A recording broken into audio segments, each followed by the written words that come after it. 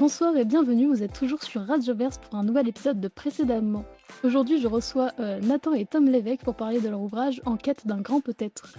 Bonsoir à vous deux et merci d'avoir accepté cette invitation. Bonsoir, merci beaucoup. Bonsoir. Avant de rentrer dans le livre en lui-même, je voulais aborder un peu votre parcours à chacun, même si on apprend un peu plus de vous deux dans le livre.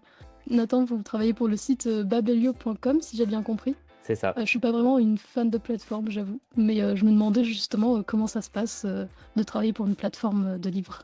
Ce qui est chouette avec Babelio, c'est que déjà, c'est une plateforme qui est 100% indépendante, qui existe depuis bientôt 20 ans. C'est une grosse plateforme parce qu'il y a plus de 2 millions de membres et 4 millions de visiteurs, mais on est une petite équipe, on est une dizaine. Et du coup, c'est chouette puisque c'est une équipe de passionnés, de bouquins, on est tous des lecteurs. Et voilà, nous, on gère la communauté, on gère les partenariats avec les éditeurs, avec les salons du livre. Donc, il y a évidemment un gros côté virtuel et on échange avec plein de lecteurs de manière totalement digitale. Mais il y a aussi plein d'événements qui sont organisés en vrai. Il y a aussi des lecteurs qu'on rencontre et qu'on permet de se rencontrer, qu'on permet de faire se rencontrer aussi. Et ça, c'est trop chouette. Et voilà, ça permet vraiment de créer une grosse communauté autour du livre et de permettre à des gens qui n'ont pas forcément de lecteurs autour d'eux d'aller aussi en rencontrer d'autres d'une autre manière, quoi. Oui, j'ai vu récemment que vous aviez fait une petite chronique pour mettre en avant un ou une lectrice du site. Je trouve ça hyper mignon. Ouais, de toute façon, nous, on fait vraiment en sorte d'être la voix des lecteurs et des lectrices. Donc, même si des fois l'équipe de Babelio se montre et donne des conseils de lecture, nous, l'idée, c'est juste de retranscrire la voix des lecteurs et des lectrices de façon la plus large possible. Et donc aussi en représentant tous les genres littéraires et en ne mettant aucun genre l'un au-dessus de l'autre, quoi. Tom, quant à vous, si j'ai bien compris, vous avez travaillé pour les éditions Sarbacane, qui sont des éditions jeunesse. Et j'avoue que j'aime énormément la littérature jeunesse, mais j'y connais absolument rien à l'édition. Du coup, comment ça se passe? En quoi ça consiste? Oui, j'ai des études d'édition. Avant de travailler chez Sarbacane, j'ai travaillé en tant qu'apprenti 3 ans chez Talent, qui est une maison d'édition indépendante, qui se bat notamment contre les discriminations et les stéréotypes dans la littérature jeunesse. Et en effet, après, j'ai travaillé 1 an et demi chez Sarbacane, vraiment au pôle, album, jeunesse. Moi, j'adorais travailler en édition parce que et puis c'est ce qu'on fait aujourd'hui avec, Nathan aussi, avec notre maison d'édition, c'est être au plus proche du travail de création et des auteurs. Quand on est vraiment dans le pôle édito comme moi je l'étais, c'est vraiment, accompagner les auteurs et les textes du manuscrit, jusqu'à la publication. Donc vraiment toute la partie, texte, illustration, création graphique, fabrication, comment on l'imprime, quel format, chez qui. Et après on va un peu, être un peu chef d'orchestre pour la suite de l'édition, donc lancer les équipes marketing, commerciales, presse. Donc c'est beaucoup de construire un peu les arguments, pour, vendre le livre, mais donc aussi, motiver tout le monde, donner envie aux autres de le lire, parce que nous, si on donne envie aux commerciaux, aux libraires de lire, eux, ils vont donner envie, aux commerciaux de le lire, les commerciaux vont donner envie aux libraires de le lire, les libraires vont donner envie aux lecteurs de le lire. Donc, on est un peu, le début de la chaîne de l'enthousiasme, on va dire. Et j'imagine que chacun de vos métiers a été très utile pour créer votre propre maison d'édition. Est-ce que c'était similaire, j'imagine, en quelques points, mais est-ce que il y a un côté beaucoup plus stressant parce que c'est sa propre maison d'édition? Oui, au début, c'était vraiment l'envie de lancer notre projet on sortait tous les 2 d'études, donc de prouver un peu qu'on en était capable aussi et puis d'avoir, voilà, on pouvait dire on pouvait faire ce qu'on voulait. C'était à la fois du stress parce qu'évidemment là entre en jeu ce qu'on a moins quand on est en tant qu'éditeur dans une maison, d'être vraiment maître de tout le budget, et donc forcément c'est une autre responsabilité, et en même temps on peut faire nos choix, avec qui on travaille, dans quelles conditions, où est-ce qu'on met l'argent, et surtout, réimplanter dans tout ce processus de choix-là, les valeurs qui sont les nôtres. Du coup, vous avez édité vos deux livres En quête d'un grand peut-être, le tome 1 et le tome 2, en plus d'une carte avec les 100 incontournables. Et je me demandais si vous avez l'ambition par la suite d'éditer d'autres livres? Ouais, beh, peut-être juste mentionner dans les autres projets qui ont été portés par la maison d'édition, il y a une exposition qui est dérivée du premier tome d'Enquête d'un grand peut-être et qui devrait bientôt s'enrichir, avec le deuxième tome. C'est une exposition itinérante qui peut être soit louée, soit achetée par les bibliothèques, les établissements scolaires et cetera. L'ambition, c'était d'aller, plus loin encore, là où le premier tome reste quand même s'il est très accessible, reste quand même un outil théorique qui s'adresse plus aux adultes, même s'il y a aussi des ados qui l'ont lu. Avec l'expo, on voulait vraiment s'adresser aux ados dans les lieux où ils sont, dans les lieux où ils lisent, et cetera. Donc, c'était le projet de l'expo et ça fait 3 ans qu'elle tourne.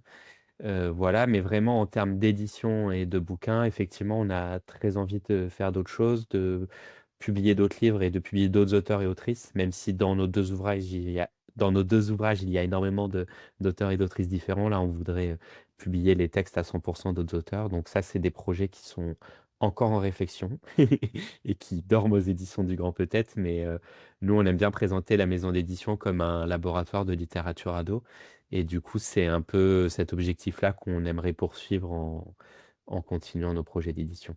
J'aime beaucoup cette appellation, le petit laboratoire de recherche. Vous avez aussi, chacun créé un blog, il me semble et une chaîne YouTube, si je me trompe pas, pour partager votre, passion, livresque, dès l'adolescence. Qu'est-ce qui vous a motivé à ce moment-là, de créer cette chaîne YouTube? Il y avait vraiment une volonté de partager notre passion quand on était ado. On a effectivement chacun eu un blog et en fait, on a même chacun eu une chaîne YouTube. Moi, elle était entre guillemets «plus classique» dans le sens, face cam, présentation de coups de cœur et un peu chronique de lecture.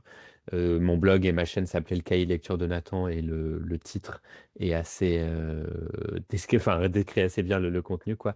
La chaîne YouTube de Tom était plus, conceptualisée, on va dire, dans le sens où c'était une chaîne d'interviews qui s'appelait «Boîte à mots» avec tout un concept, dit de différentes interviews, mais il y avait toujours l'implication d'une boîte à mots dans les vidéos. Mais en gros, toute cette envie-là, elle est née, de ce plaisir assez simple que tu as à l'adolescence de vouloir parler de tes passions autour de toi, que tu fais souvent par bouche à oreille avec tes copains et tes copines, mais qu'aujourd'hui, à l'ère du digital, tu fais aussi sur internet.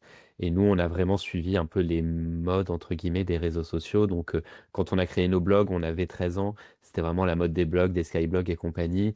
Ensuite, on a créé nos comptes Instagram, ensuite nos chaînes YouTube, enfin un peu de la même manière que les réseaux sociaux évoluaient, quoi. Donc aujourd'hui, les ados vont plutôt créer un TikTok, ouais, là, pour la plupart, qui est un peu le réseau à la mode, mais peut-être que, on a vraiment suivi la même mode que ce que les autres faisaient à l'époque, quoi. Et c'était une manière, au-delà de partager ses lectures, de rencontrer d'autres lecteurs et lectrices.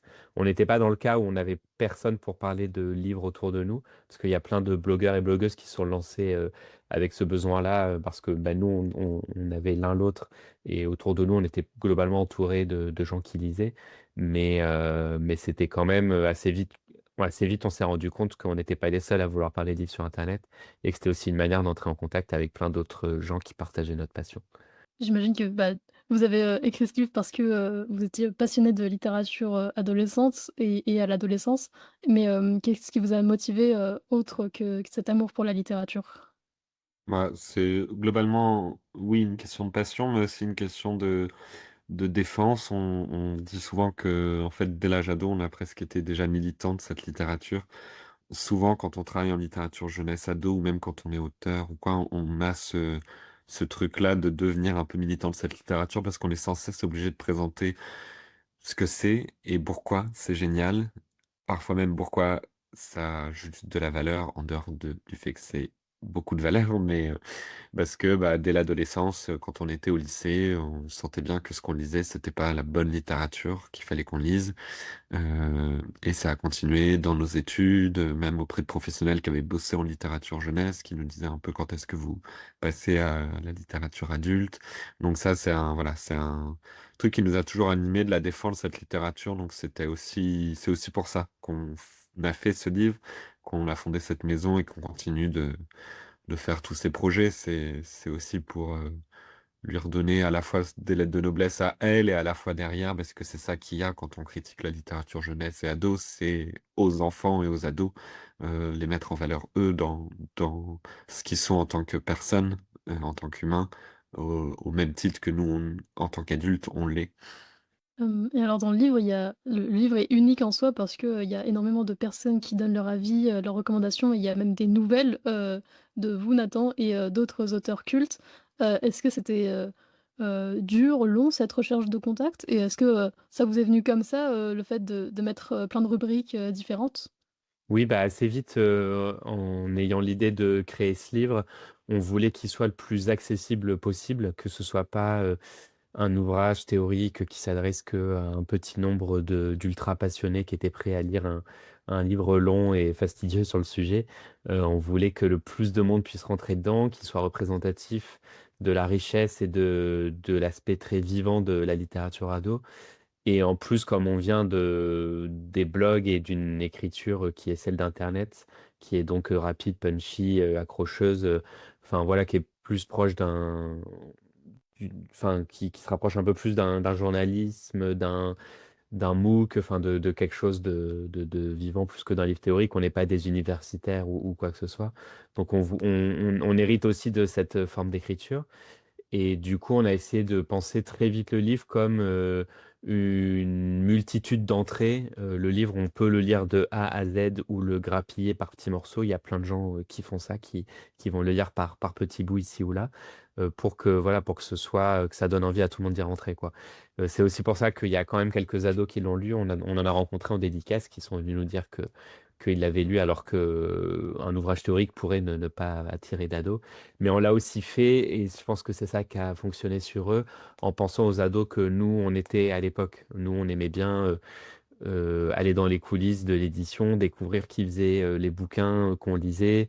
On aimait bien un peu découvrir ces secrets-là et réfléchir au-delà des simples lectures qu'on faisait.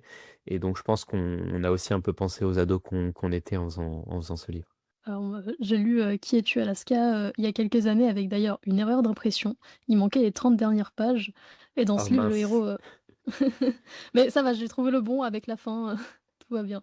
Et dans ce livre, le héros Miles, dit, François Rabelais, le poète, a dit sur son lit de mort: «Je pars en quête, d'un grand peut-être. Voilà ma raison. Je ne veux pas attendre d'être mort pour partir en quête d'un grand peut-être».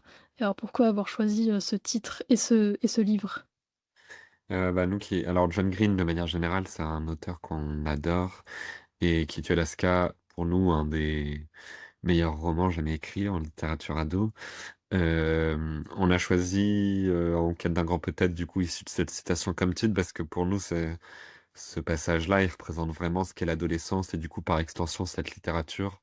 Donc une littérature notamment de la quête initiatique, où on va avoir des personnages, jeunes ou pas d'ailleurs, qui se cherchent, qui se posent des questions, qui voilà, cherchent un peu leur grand peut-être, cette fameuse raison de vivre qu'on cherche tous encore. Et, et la littérature ado, nous on l'a décrit par ce motif-là de la quête initiatique, mais on utilise aussi un terme qui est celui de l'intensité pour décrire du coup une littérature qui va retranscrire cette intensité-là, ce côté de l'adolescence où voilà, quand on se pose des questions, c'est des grandes questions et quand on vit plein de choses qui sont très intenses, que ce soit des histoires d'amour, d'amitié avec notre famille, on va vivre plein de premières fois, donc et c'est ce qu'on va retrouver dans la littérature ado, à la fois dans ses thèmes, dans les histoires, dans les personnages, mais aussi dans ce que ça va, dans le côté littéraire, on va ressentir aussi cette intensité-là. C'est vrai que c'est un peu ce que je ressens en général quand je lis de la littérature ado. Oui, c'est pour ça qu'on y retourne en tant qu'adulte, c'est parce qu'on la trouve pas pareille dans la littérature générale. Ça veut pas dire que c'est mieux ou moins bien, mais c'est aussi pour ça qu'on y va nous en tant qu'adulte, ouais. Et dans votre livre, il y a aussi, pas mal de nouvelles, écrites par, plein d'auteurs et notamment vous, Nathan. Et je me demandais, est-ce que déjà comment c'était de se prêter à l'exercice, aux côtés de vos auteurs préférés et aussi, quelles étaient les contraintes de ces nouvelles? Donc ouais, il y a 12 nouvelles. Il y en a aussi une d'automne d'ailleurs. Ah, Il y a, en fait, pardon. à la base, il y a pas de souci. À la base, il y avait 10 auteurs et autrices. L'idée, en fait, c'était de faire rentrer dans ce livre, théorique, le sujet d'étude en tant que tel. Donc c'est-à-dire d'avoir, à côté de tous les chapitres qui parlent de la littérature ado, bah, qu'il y ait vraiment de la littérature ado, à lire, quoi. Par ailleurs, il y avait la volonté de en fait, nous, le tout premier, le projet est né parce que, nos blogs allaient avoir 10 ans, en 2020. Donc on a été plus loin qu'un simple anniversaire de blog, mais au départ, c'était ça le prétexte. Donc il y avait aussi un peu l'idée, de célébrer, entre guillemets, ces 10 ans à parler de littérature ado sur internet et 10 années pendant lesquelles aussi on a, entre guillemets, «rencontré beaucoup de livres», mais aussi on a rencontré beaucoup d'auteurs et d'autrices. Voilà et puis il y avait un peu la volonté, une espèce de petit kiff personnel aussi de faire écrire justement nos auteurs et nos autrices préférés, avec des textes inédits. C'était, vraiment l'occasion de faire cette espèce de, avoir un livre, c'était l'occasion de demander à nos auteurs préférés: «Bah, vas-y, écris-moi une histoire, en fait». Et c'est un peu tout ça les idées et on a essayé du coup dans les choix qu'on a fait d'avoir des auteurs et autrices confirmés, mais aussi, émergents.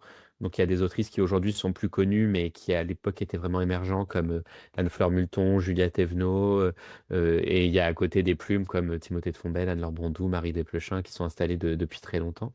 Et aussi donc il y avait ce premier critère, mais on a aussi essayé de choisir des auteurs et autrices qui en fait, d'une manière ou d'une autre, même si ça c'est plus un fil rouge personnel qui est pas vraiment explicite dans le livre, mais des auteurs et autrices qui avaient une place dans notre parcours de lecteur, à tous les 2 quoi. Donc c'est des auteurs qui ont compté pour nous, qui parfois ont même compté personnellement parce que c'est des gens qu'on a rencontrés, avec qui on a partagé des choses à différentes échelles, ou juste qui ont compté, voilà, d'un point de vue «évolution de lecteur» entre guillemets. Donc il y avait un peu tout ça, quoi. Et en fait, pour le premier, enfin pour les 2 tomes d'ailleurs, mais pour financer le premier tome, on a fait un gros financement, participatif en 2020 sur KissKissBankBank. Et un des paliers, une fois que le livre était financé, il y avait un peu des paliers de financement. Un des paliers, c'était que nous aussi, on écrivait une nouvelle, qui était glissée dans le livre. Donc, ce qui était aussi, enfin, ce qui était un pas tellement, enfin, comment dire? C'était un challenge, mais disons qu'on l'a fait avec plaisir parce qu'on a toujours écrit et on a toujours voulu écrire de la fiction. Donc c'était assez naturel, on va dire, de le faire. Après moi, d'un point de vue personnel, quand, j'ai écrit ma nouvelle, ça faisait longtemps que j'avais pas écrit de fiction. Donc pour, cette nouvelle, en fait, je suis reparti d'un texte que j'avais écrit ado, que j'ai réécrit, pour ce livre-là. Donc, ce qui était assez, plaisant parce que c'était une manière de remettre le pied à l'étrier en repartant d'une histoire déjà imaginée et aussi, c'était chouette de pouvoir écrire sur l'adolescence en repartant d'un texte écrit à l'adolescence. Ça, c'était assez chouette. Sachant que la seule contrainte au-delà de la taille, c'était une thématique qui était peut-être, mais bon, dans les peut-être, on peut mettre un peu tout ce qu'on veut, donc c'était une thématique, sans en être une entre guillemets. Moi, ce que j'ai adoré dans le livre, c'est que j'ai rarement les choix de lecture du grand public et tout au long du livre, je me suis tout de même retrouvée avec, plein de lectures, que j'avais très jeune et à la fin de l'adolescence et du coup, j'ai pu retracer un peu mon parcours personnel face à la littérature. Comment vous avez réussi à faire tous ces choix pour mettre, tel ou tel livre en avant? Il y en a plusieurs. Donc il y a des livres en effet qu'on met tout au long du livre et qui vont venir répondre, aux thématiques qu'on aborde, que ce soit des thématiques de fond ou de forme. Et ça, c'était des choix qu'on faisait la plupart du temps à partir de livres que nous-mêmes on avait aimés et que c'était une manière, sans forcément les citer plus que ça, de donner envie de les lire. Il y en a certains qui vont répondre à des thématiques précises où on les a pas forcément tous lus, mais on sait que, déjà ils sont dans cette thématique, et qu'ils ont et voilà, on s'est appuyé sur d'autres, prescripteurs et prescriptrices pour les mettre à ces endroits-là. Et il y a surtout une grande liste de 100 romans incontournables qui là a été construite avec un jury d'une centaine de professionnels du livre, où l'idée c'était faire la liste des 100 romans incontournables, parce qu'il en existe des listes comme ça un peu partout, notamment dans la presse. Les 100 romans à lire à avoir lu avant de mourir, les 100 romans du XXe siècle, des trucs comme ça, ou du XXIe siècle, des 25 premières années du XXIe siècle. Et à chaque fois, on est toujours frustré parce qu'il y a jamais de littérature jeunesse. Parfois, il y a Harry Potter, et on est en mode, mais c'est dingue qu'on n'ait pas, je sais pas, Songe à la douceur, Clémentine Beauvais, du Timothée de Fontbelle, du Marune Muraille, des auteurs qui quand même sont vraiment incontournables pour nous. Donc on s'est dit, on va faire le même format avec que de la littérature ado, qui sera aussi une manière, encore une fois, de montrer comment cette littérature est riche et passionnante, parce que si on montre que une liste de 100 livres, ça veut dire que c'est l'arbre qui cache la forêt, donc il y en a des centaines, voire des milliers derrière qui sont très bien. Et donc on s'est dit, on va pas faire cette liste tout seul, et on l'a fait avec un jury à qui on a envoyé une liste de à peu près 400 romans, en leur disant, voilà, dans cette liste-là, quels sont pour vous les romans incontournables. Ça voulait pas dire, les préférés, mais ceux qu'on juge incontournables, donc Twilight, Hunger Games, je sais pas, La Passe Miroir, Oh Boy, Numéro une muraille, c'est des livres qu'on les ait aimés ou pas, qui sont ou même qu'on les ait lus ou pas, qui ont marqué, l'histoire de la littérature ado. Après on demandait quand même des préférés pour venir distinguer des livres, notamment les plus récents, parce qu'on a fait une liste de 2000 à 2019 et comme on a fait la liste en début 2020, bah, forcément ceux qui étaient arrivés fin 2019 avaient moins de chances d'être, dans la liste parce que moins lus, mais en fait, il y en a qui ont été distingués comme ça parce qu'ils avaient été très aimés et ensuite on demandait est-ce qu'on en a oublié? On en avait oublié, donc on s'est retrouvé avec une liste de 700 à 800 livres.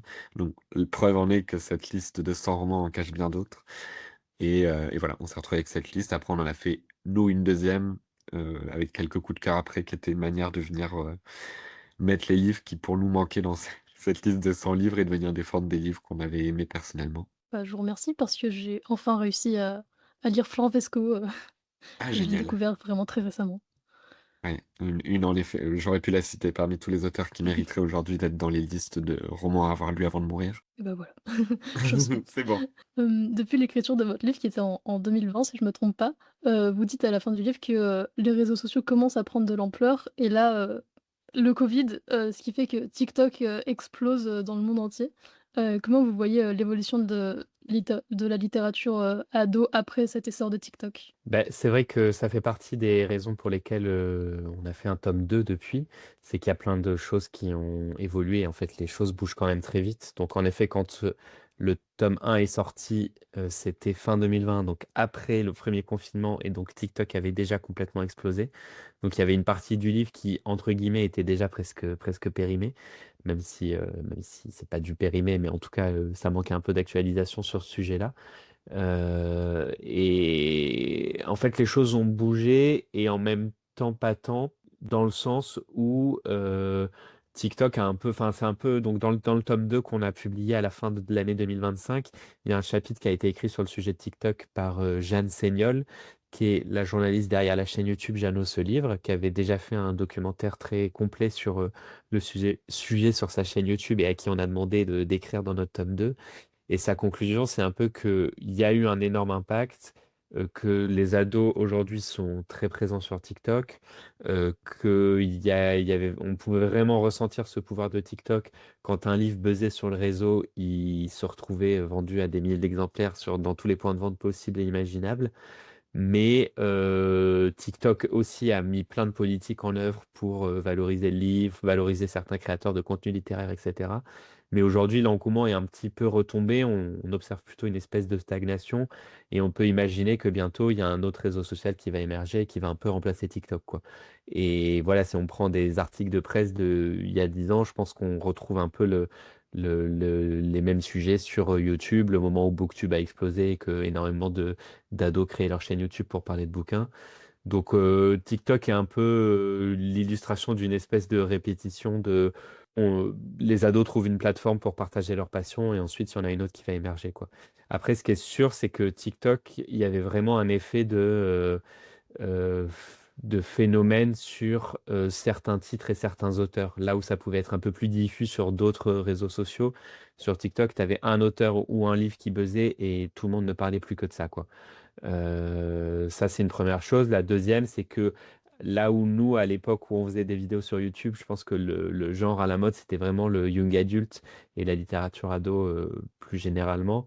Aujourd'hui, le genre à la mode sur TikTok, c'est vraiment la romance et aussi la dark romance, qui est un sous-genre de la romance. Donc ça, c'est un peu une particularité, et c'est aussi pour ça que notre tome 2, on l'a appelé Est-ce qu'on a encore besoin de la littérature ado enfin, a-t-on encore besoin de la littérature ado de manière un petit peu provocatrice, mais c'est pour dire, aujourd'hui, les ados, ils lisent plein de choses sans forcément s'intéresser aux étiquettes, et c'est pas que de la littérature ado, quoi. Il y a beaucoup, beaucoup, beaucoup de romances, notamment, qu'ils lisent, donc ça pose un peu question. Enfin, c'est une des questions qu'on soulève dans ce tome 2, en tout cas.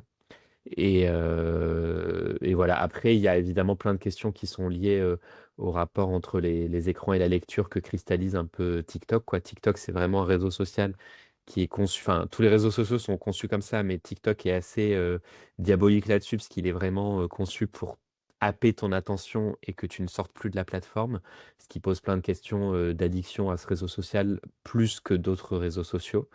Après nous, peut-être qu'on en parlera après, mais nous la question des écrans, on essaie de la dédramatiser un petit peu aussi, quoi. Mais c'est quand même, TikTok est quand même un petit peu cristallisateur, je sais pas si je peux dire ça, des débats qu'il y a autour des écrans.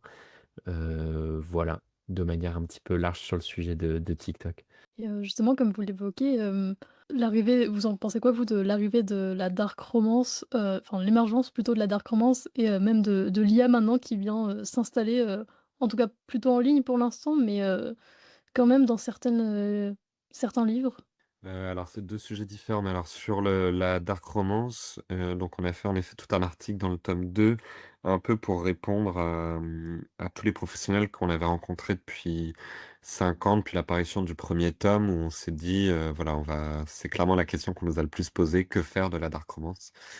En écrivant cet article, j'ai moi-même un peu changé d'avis.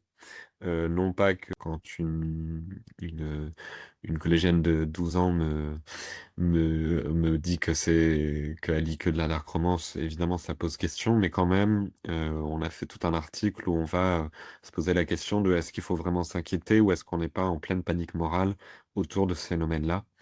Donc je renvoie notamment aux travaux de Magali Biget, qui est une chercheuse et qui bosse, sur une étude d'électrices de dark romance, comme elle l'a fait avant pour, Fifty Shades of Grey et qui dit, notamment, bah, en fait, on est en train de prendre les lectrices pour des débiles, là où elles ont, du recul et que tout n'est pas, si blanc ou noir.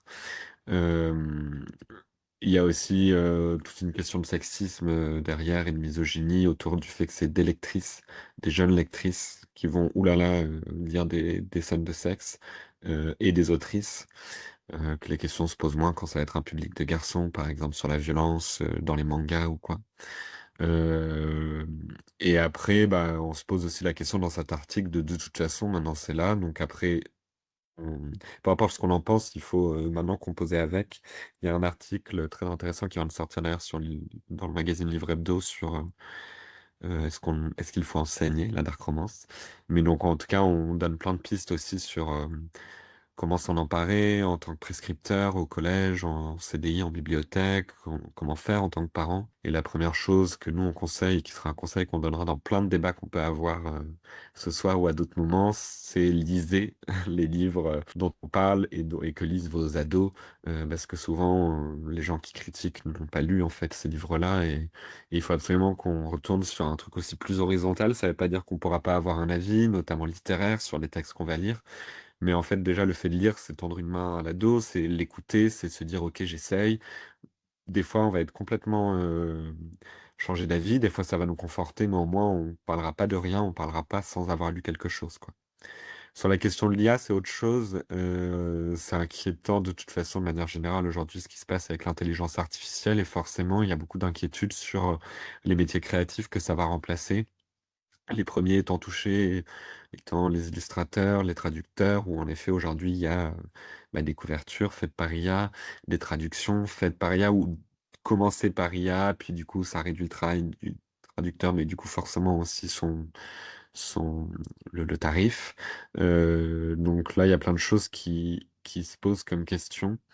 Je pense qu'il y a une grosse formation à faire auprès des ados, pour qu'ils détectent ça et eux-mêmes d'ailleurs qu'ils l'utilisent bien. C'est assez dingue de voir comment ils savent même pas l'utiliser quand ils font par exemple un devoir d'espagnol et qu'en fait c'est beaucoup trop bien écrit et qu'ils savent même pas demander à l'IA: «Fais-moi quelque chose», mais pas de trop bien écrit pour enfin, ils ont même pas cette intelligence-là qu'il va absolument falloir leur faire comprendre, non pas pour les inciter à tricher, mais pour voilà, que cet outil existe, donc bien s'en servir.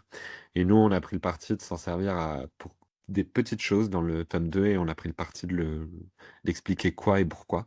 Mais donc, je pense que c'est ça aussi qu'il faut transmettre aux ados, c'est comment s'en servir en tant qu'outil et pas pour venir remplacer ni le travail créatif, ni le travail de réflexion, ni le travail d'écriture. Je parle pas forcément d'écriture créative justement, mais d'écriture pure et dure, de mail ou autre. Donc voilà, ça pose pas mal de questions. Là, c'est un article qui fait 4 pages, qui a un peu des prémices parce qu'on l'a aussi publié l'année dernière, donc écrit en début d'année dernière. Donc forcément, il y a 1000 choses qui se sont déjà passées depuis. mais va falloir le mettre à jour ou faire des débats réguliers autour de l'IA, ouais.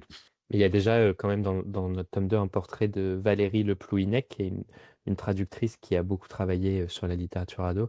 Et elle fait partie, alors je vais peut-être écorcher le nom, de l'association française des traducteurs littéraires. Alors c'est quelque chose comme ça. Et qui quand même déjà, enfin en fait le vrai besoin qu'il y a aujourd'hui c'est clairement de la législation autour du sujet quoi. Et elle avec l'association des traducteurs littéraires se bat pour ça quoi, pour que soient légiférées des choses qui vont protéger les créateurs, donc là en l'occurrence les traducteurs et les traductrices, mais parce que les intelligences artificielles elles sont nourries par tous les textes qui existent déjà, donc en gros sont pillés les travaux de plein d'auteurs, d'autrices, de traducteurs et traductrices. Et il faut légiférer pour protéger tout ça et aussi pour éviter que ce soit remplacé, comme ça commence déjà à l'être, comme disait Tom, les graphistes, les traducteurs, les traductrices, les auteurs, dans le cas de prêt de plume pour certains textes plus commerciaux. Enfin, il y a plein de métiers qui sont menacés, voire qui vont disparaître si on ne fait rien pour les protéger, quoi. Je pensais même pas à tous ces métiers-là, je pensais vraiment juste à certaines applications que je vois où il y a des pubs, où il y a juste des livres qui ont l'air d'être totalement, écrits par IA parce que, bah, l'histoire n'a aucun sens juste. Mais il y a Hem, dans le tome 2 dans le chapitre qui parle de l'IA, il y a effectivement, est mentionné l'histoire alors je sais plus s'il est journaliste ou chercheur aux États-Unis, mais qui a écrit un livre avec l'IA. Donc c'est plus pour une expérimentation, même si je me demande si derrière il l'a pas vendu sur Amazon. Mais je trouve que je trouve que l'exercice de pensée, l'expérimentation, etc., c'est intéressant. Après, je trouve qu'il faut que ça reste une espèce d'exercice de recherche et que plus ça va aller, plus on risque effectivement de voir des titres qui sont écrits avec l'aide de l'IA. Et là, ça commence à poser des questions sur, en effet, le travail créatif. je voudrais bien aussi revenir, sur, Harry Potter, vous en parlez, quand même pas mal dans votre livre. Et il y a un passage notamment sur l'importance de la saga, est-ce que, selon vous, sans Harry Potter, il y a pas de littérature ado? Un peu, ouais. En tout cas, je pourrais laisser parler Tom de la façon dont on se réempare du sujet dans le deuxième tome. Mais dans le premier, effectivement, c'est un peu un passage, enfin, on est complètement obligé de faire ce focus-là sur Harry Potter parce qu'il y a clairement un avant et un après Harry Potter. Et sans doute que aujourd'hui la littérature ado n'existerait pas telle quelle sans Harry Potter. Les premières collections de littérature ado, en tout cas en France, elles émergent dans les années 80. Au départ, c'est plutôt des rééditions de classiques ou des livres qui étaient édités pour les adultes et qui sont réaiguillés vers les ados. Et ensuite émergent les premières collections vraiment de création de littérature ado, donc des auteurs et des autrices qui écrivent spécifiquement pour des collections de littérature ado à destination des ados. Mais c'est encore assez balbutiant, quoi. Et ensuite, quand Harry Potter sort, on se rend compte que les ados lisent, qu'ils relisent, qu'ils lisent des gros livres, qu'ils lisent en anglais, qu'ils écrivent, et l'engouement est tellement monstrueux que toutes les maisons d'édition veulent trouver le nouvel Harry Potter pour des raisons évidemment en grande partie commerciales, quoi, parce que à cette époque, Harry Potter, enfin c'est encore le cas d'ailleurs aujourd'hui, mais se vend des semi-remorques entiers de bouquins se vendent à l'appel, quoi. Donc il y a un peu cette recherche-là, mais ça fait que la plupart des collections aujourd'hui chez les grands éditeurs de littérature jeunesse et ado se sont créées grâce à Harry Potter, en fait. Donc on peut clairement pas lui enlever cet aspect bénéfique qu'il a eu sur la littérature ado. Mais en effet, dans le deuxième, on a fait tout un article sur J.K. Rowling et bah, son militantisme actif contre les personnes trans, qui ne tient plus de l'ordre du propos et surtout pas de l'opinion, mais vraiment voilà, d'un militantisme complètement transphobe, aussi financier, contre ces communautés-là. Et donc, quel enjeu aujourd'hui il y a en tant que lecteur, voire fan d'Harry Potter, à s'en réemparer ou pas. Il y a plusieurs positionnements et qui vont dépendre un peu aussi des personnes. Si on est libraire, qu'est-ce qu'on fait d'Harry Potter dans sa librairie alors que c'est un point financier important. Si on est fan et qu'on a envie de les relire ou de les faire lire à ses enfants, ou est-ce qu'on achète encore du merch, donc ça, on se pose la question de bah, l'argent qu'on lui donne aujourd'hui, on sait où il va. Et en même temps, bah, dans ce qui va être de l'ordre de la fanfiction, ou dans ce qui va être de l'ordre de continuer à faire vivre sans qu'il y ait d'enjeux financiers cet univers-là, qu'est-ce que ça veut dire en tant que fan, et est-ce que justement il faut pas s'en réemparer pour faire aussi exister nous notre vision de cette œuvre, nous notre idéologie, parce que elle est valable aussi en fait. Il y a toute une réflexion un peu irritée de Barthes, hein, de est-ce que l'œuvre appartient encore complètement à l'autrice, ou est-ce qu'elle appartient pas à ses lecteurs et lectrices? Et donc voilà, c'est plein de questions qui se posent. L'autre jour, je voyais un post sur Insta qui disait bah, plutôt que d'acheter du merch, pourquoi pas le fabriquer? Donc si on veut avoir le bonnet pouf souffle, est-ce qu'on pourrait pas le tricoter? Je trouve que c'est des réflexions intéressantes aussi pour garder, parce qu'il y a des lecteurs qui ont grandi avec, voire dans leur identité queer. Donc comment on fait pour garder, pas que ça soit voilà une complète dissociation cognitive, mais qu'on puisse continuer à être et fan et queer, ou pro ou allié des communautés queer, quoi. Mais c'est quand même, Oui. enfin, ça reste quand même important de rappeler que c'est pas juste, parce que des fois on a tendance à dire oui, bon, c'est juste qu'elle fait des tweets un peu vénères sur le sujet. Qu'en fait, vraiment, elle investit de l'argent dans des assos, y compris auprès de lobbies qui ont pu avoir des impacts sur des lois qui ont été votées au Royaume-Uni, des lois transphobes. Et elle a aussi fait une déclaration il y a quelques mois très claire où elle disait moi, mon argent, je l'investis dans des associations anti-trans. Donc, si vous achetez mon travail, si vous regardez la série qui va être faite sur Harry Potter, c'est que vous soutenez mon travail et que l'argent que vous allez me donner va aller dans ces assos-là. Je sais plus exactement comment ça a été formulé, mais c'était très clair sur ce qu'elle allait faire de l'argent qu'on lui donnait, quoi. Donc, je pense qu'il faut quand même vraiment en avoir conscience quand aujourd'hui on consomme Harry Potter. Mmh. Et bah, à la place, si vous voulez voir, une œuvre qui a été inspirée fortement d'Harry Potter, mais qui a pour, personnage principal un personnage trans, je vous conseille, Eclipsis, d'Aloïs qu'on a interviewé il y a pas longtemps sur Radioverse. Trop bien, c'est noté. Et sûrement disponible en replay à l'heure qu'il est. Comme on parle de sujets, quand même, hyper politiques, est-ce que selon vous, parler de politique aujourd'hui, c'est bien? Parce qu'il y a quand même, un monde qui est hyper, sombre, et arriver en tant qu'ado avec, tout ce bazar et tout ce monde, délirant, lire des livres vraiment pas joyeux, ça fait quand même beaucoup de choses en même temps. Qu'est-ce que vous en pensez? Est-ce qu'on devrait, pas mettre des livres un peu plus joyeux, dans les mains des ados? Oui, complètement, et c'est politique de ramener cette joie-là en littérature, de manière générale, mais notamment en littérature ado. Ça, enfin, on le défend tous les 2. Il faut arrêter enfin, c'est vraiment mon opinion, mais faut vraiment qu'on arrête, je trouve, d'opposer littérature ou art de manière générale, cinéma ou quoi, et politique, parce que de toute façon, toute œuvre le sera. Les choix qu'on fait d'angle, quand on est auteur, de représentation, de narration, ils vont l'être, ils vont raconter quelque chose de nous, du monde. Donc, ça veut pas dire que on n'est pas seulement politique quand on va tout d'un coup faire un livre dit woke, on le sera tout le temps. Donc il faut, en fait, juste qu'en tant qu'auteur, créateur, en tant qu'éditeur, on en prenne conscience, et qu'ensuite ces choix-là, ça veut pas dire qu'on doit faire tel ou tel choix, mais qu'on les fasse de manière éclairée. Et c'est important aujourd'hui, bah, sur les thématiques, par exemple queer, de s'en emparer avec justement cette joie-là, parce qu'en fait, on en a marre de lire des... Là, j'ai lu un livre qui était, bon, par ailleurs très bien, je le citerai pas, mais quelque chose m'a un peu chafouiné, c'est que c'était encore une histoire où il y avait une histoire d'amour gay un peu difficile, parce qu'il y en a un qui se cache ou qui est pas trop sûr de qui il est. Et oui, c'est encore des récits qui existent, bien sûr que c'est pas facile de se dire, puis de s'affirmer en fonction de sa famille, en fonction de ce qui nous entoure, gays, lesbiennes, trans. Mais aujourd'hui, j'ai envie de lire autre chose, moi, et j'ai l'impression que c'est... Et puis j'ai envie qu'on propose autre chose aux lecteurs, et notamment jeunes lecteurs.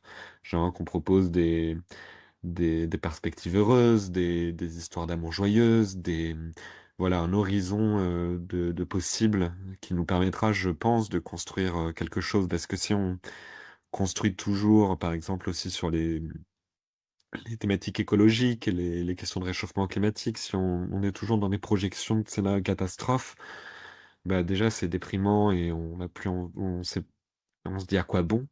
Heu et en plus, on ne sait pas vers quoi on peut aller. Qu'est-ce qui est possible? Qu'est-ce qu'on peut imaginer? Et je pense qu'en tant qu'auteur, on doit aussi, se se les poser ces questions-là pour, bah, c'est notre action aussi, je pense que militante qu'on peut faire de quels horizons sont possibles, quel avenir on peut imaginer, qu'est-ce qu'on peut envisager qui donne ensuite envie et puis peut-être envie à des gens qui vont être plus dans la pratique de s'en emparer, de les construire ces scénarios-là. Mais je pense qu'en tant qu'auteur, voilà, on a, la chance d'avoir cette voix-là et d'avoir, les compétences. En tout cas, on essaye de construire ces imaginaires-là, donc autant s'en emparer aussi. Après, je rajouterais quand même que, même si je suis totalement d'accord avec Tom, que faut pas non plus forcer à tout prix les ados. Enfin, faut pas qu'on se force à leur mettre des livres drôles entre les mains, surtout quand ils en ont pas envie. S'il y a peu de livres drôles en littérature ado, c'est aussi parce que, enfin, il y a différentes raisons, mais une d'entre elles, c'est aussi parce que eux, ils ont envie de lire des trucs aussi tristes, déprimants, qui mettent en colère. Enfin, ça fait partie des émotions qui, évidemment, nous traversent à l'adolescence. Et eux, ils ont envie de retrouver ça dans leur lecture pour pouvoir s'y confronter, pour pouvoir s'y retrouver, pour pouvoir exorciser des choses. Et des fois, bah, nous, on a envie de leur faire lire un truc chouette qui donne une image positive de la société, etc. Mais eux aussi, ils ont aussi envie de lire un truc qui leur mette un coup de poing et qui les fasse réfléchir au monde autour d'eux, quoi. Après, reste que dans les sujets qu'on aborde avec eux, il faut aborder tous ces sujets-là parce que eux, ils se les prennent de plein fouet sur les réseaux sociaux, dans l'actualité, etc. Dans le premier tome, il y a un portrait de l'autrice Marie Muraille qui nous avait dit cette très jolie formule: il faut être en première ligne avec eux. Et je trouve que c'est une belle image pour montrer que c'est un peu aussi la responsabilité des auteurs et des autrices de littérature ado de les accompagner, en tout cas de leur tendre la main avec des histoires qui parlent des sujets qui les confrontent. Et nous, on le voit dans les fois où on doit rencontrer des ados en classe, en librairie, etc. Ben, en fait, ils sont vraiment concernés par ces sujets-là et ils ont envie de lire là-dessus parce qu'ils voient ça sur les réseaux sociaux et ailleurs tous les jours et que, bah ouais, ils ont besoin d'en parler, de lire sur le sujet et de voir qu'ils sont pas tout seuls aussi, quoi. Je ne cesserai de recommander un psaume pour les recyclés sauvages de Becky Chambers qui apporte toujours de la joie en parlant de sujets politiques, d'actualité. Et justement pour revenir sur ce que vous disiez Nathan, quels moyens est-ce qu'il y a, aujourd'hui pour écouter les ados, et leurs envies de lecture? La première chose, ça paraît tout con, mais c'est de leur poser la question. Parce qu'en fait, on rencontre énormément d'adultes, des parents, des bibliothécaires, des profs, et cetera, qui sont parfois un peu perdus dans comment faire lire les ados, que leur faire lire, qu'est-ce qu'ils aiment, et cetera. Mais en fait, ça paraît vraiment bête, mais il y en a plein qui leur posent pas la question. Et quand nous, on donne ce conseil dans des formations, on fait pas mal dans le cadre de cette activité, on fait pas mal de formations auprès de bibliothécaires, etc., sur la littérature ado. Et en vrai, c'est un des conseils premiers qu'on donne, c'est d'ouvrir la discussion avec eux, quoi. De leur demander qu'est-ce qu'ils ont lu, pourquoi ils ont aimé tel ou tel livre, qu'est-ce qui leur plaît de manière générale aussi en musique, en série, en film, etc. Pour apprendre à les connaître, pour mieux cerner leur goût et aussi pourquoi ils ont aimé certaines choses. Il y a des choses qui peuvent nous paraître débiles, dangereuses ou que sais-je, par exemple quand on parle de dark romance. Mais en fait, des fois, ils sont tout à fait capables de décortiquer eux-mêmes et d'analyser pourquoi ils ont aimé ou pas, pourquoi ils le lisent ou pas. Et parfois, ils nous montrent aussi qu'ils ont tout à fait du recul sur leur lecture. Donc ça permet tout ça et ça permet aussi de valoriser leur voix en fait. Parce que bah, les ados, je pense qu'il y a plein de fois où ils se sentent pas écoutés, ils se sentent pas valorisés, ils ont pas l'impression que leur parole est légitime, qu'elle compte. Aussi parce qu'ils entendent à longueur de journée, ben, en classe, oh là là, vous lisez pas, c'est terrible. Dans les médias, les ados ne lisent plus. À la maison, ils sont tout le temps sur leurs écrans. Enfin, il y a une espèce de côté où on passe notre temps à juger les pratiques des jeunes entre adultes, mais en fait, on oublie souvent que bah, ils sont à côté et que la plupart du temps, ils nous entendent. Et on passe aussi notre temps à leur conseiller des choses et à être dans une discussion descendante sur ce qu'ils devraient ou pas faire, sur ce qu'ils pourraient ou pas consommer comme bien culturel, etc. Et en fait, l'inverse peut aussi être vrai, quoi. Moi, j'ai récemment échangé avec une bénévole d'un salon du livre près de chez moi et je lui ai donné ce conseil-là d'aller parler à ses ados. Et la dernière fois que je l'ai vue, elle m'a dit, bah, En fait, j'ai commencé à demander à mes ados de me conseiller des trucs et ça a changé ma vision de ce qu'ils lisent, de ce qu'ils écoutent, ce à quoi ils jouent. Donc c'est vraiment tout con, mais déjà juste aller leur parler, c'est en fait, ça crée des trucs, assez énormes déjà. Et avant d'en venir à vos projets, futurs, est-ce que vous auriez 2 ou 3 auteurs ou autrices à nous conseiller pour ces prochaines années? Donc j'ai déjà cité Clémentine Beauvais, mais pour moi c'est une de mes grandes inspiratrices en tant qu'auteur et puis très grande autrice, globalement approuvée par toute la communauté professionnelle de la littérature ado. Donc je vous conseille principalement, moi, Songe à la douceur, c'est mon préféré, mais globalement elle a fait que des bangers. Après, en auteurice plus jeune, il y a Maureen Desmailles aussi, Qu'on a qui est reçu sur super. la chaîne et que je vous invite à Ah! écouter en replay. Trop Et bien. bah, génial, donc je suis pas ravi qu'on soit sur la même longueur d'onde. Mais voilà, moi j'ai lu que son premier pour l'instant, mais c'était vraiment pour un premier roman une dinguerie. Voilà, Nathan, vas-y, je te laisse pendant Bah, que je peut-être, réfléchisse. 2 noms aussi, une plus installée entre guillemets, Jandy Nelson.